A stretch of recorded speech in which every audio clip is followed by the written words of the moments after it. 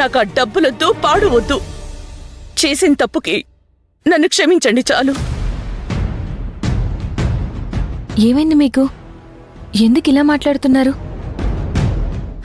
నాకేమైంది? నాకేం కాలేదు. నేను చేసిన తప్పులన్నీ నాకు అర్థమయ్యాయి.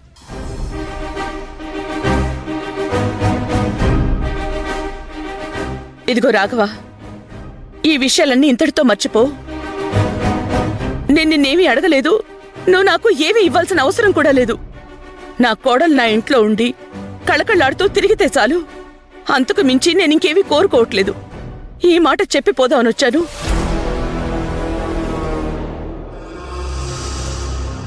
వదినా, నీ విషయంలో కూడా చాలా తప్పుగా ప్రవర్తించాను. నీ ఒక్కదాని విషయం ఏంటి, ఇంట్లో అందరి విషయంలో అలాగే ప్రవర్తించాను. ఇంకెప్పుడు అలా ప్రవర్తించను. నా వల్ల మీ ఎవ్వరికీ ఏ ఇబ్బంది ఉండదు. మీ బిడ్డ గురించి కూడా మీరేం దిగులు పడాల్సిన అవసరం లేదు. పువ్వుల్లో పెట్టుకుని చూసుకుంటాను. సరే, వస్తాను. అదేంటండి? అండి వద్దని చెప్పాను కదా వదినా. సరే రుద్రాణి, ఇంత దూరం వచ్చి కనీసం కాఫీ కూడా తాకుండా వెళ్తావా? కూర్చో, కాఫీ తాగి వెళ్దు గాని. నాకిప్పుడేం వద్దు వదినా. నా మనసులో మాట చెప్పాలి అనుకున్నాను, చెప్పాను. నీ చేత కుంకుమ పెట్టించుకోవాలి అనుకున్నాను, పెట్టించుకున్నాను. అది చాలు. ఇక నేను బయలుదేరుతాను. సిద్ధార్థ్, వెళ్దాం పదా. రుద్రాణి గారు, ఇంత దూరం వచ్చి అలా ఎలా వెళ్తారు? కనీసం మజ్జిగైనా తీసుకొస్తాను, తాగండి. సర్లే భూమి, మీరు వద్దంటుంటే కూడా వెళ్ళడం అనేది పద్ధతి కాదు.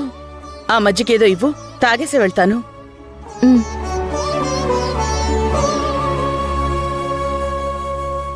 కూర్చోండి.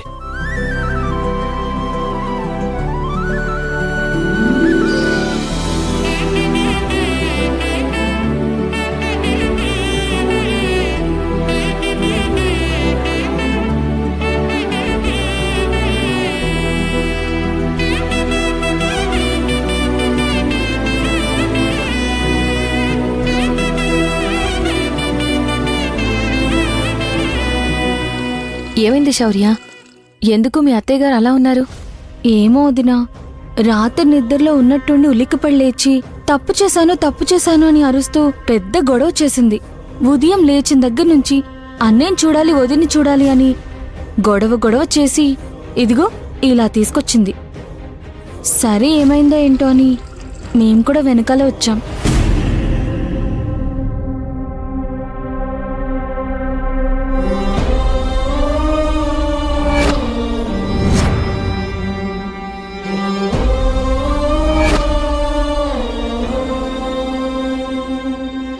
ఓహో, మా వదిన పుణ్యమైన ఇదంతా.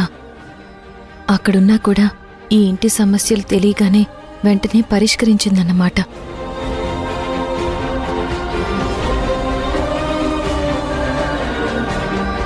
సరే పద.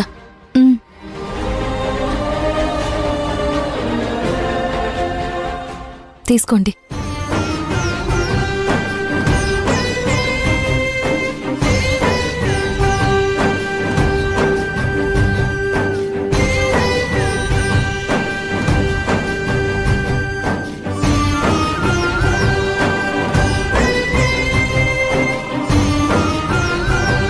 రాఘవ, నాకెప్పుడు అది కావాలి, ఇది కావాలి అని అడిగాను. ఇప్పుడు చెప్తున్నాను విను. నాకేమీ వద్దు. ఇంకా నీకేం సాయం కావాలో అడుగు, నేను చేసి పెడతాను. నీ కుటుంబం నా కుటుంబం, నీ కష్టం నా కష్టం.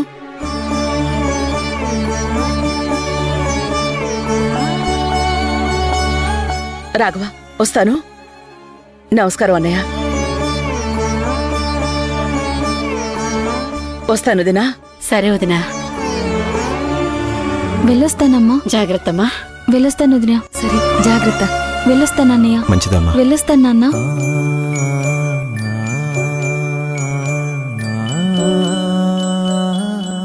ఏమైంది? అసలు ఇది కళ నిజమా? ఆవిడిలా మాట్లాడమేంటి? ఎప్పుడూ అగ్నిగుండంలా ఉండేది, అసలు ఆ ఛాయలే కనిపించలేదు. అంత ప్రశాంతంగా ఉందేంటి? అంత పద్ధతిగా మాట్లాడింది? ఇదంతా పెద్దొదిన పుణ్యం.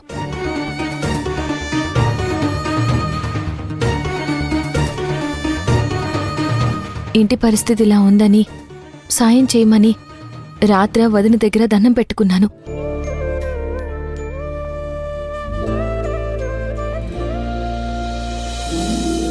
దీన్ని బట్టి అయినా మీకు అర్థమైందా? వదిన మనిషి కాదు, దేవత.